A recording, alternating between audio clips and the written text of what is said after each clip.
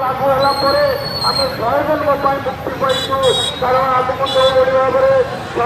संविधान पूर्व जो भाव में व्यवहार करा जो भाव में उन्नत भेदभाव रखा जो भाव में शोषण करा से संविधान आज समस्त मुक्ति पाई संविधान को चढ़ाई नदेवाई संविधान को लागू न करने ये हूँ बीजेपी सरकार प्रचेषा से कहते अबकी बार 400 पार है ये संविधान को से हटाई था मन आजिकार এই প্রতিবাদ বিক্ষোভে উপস্থিত সাথীগণ এবং বন্ধু আজ এই প্রতিবাদ বিক্ষোভ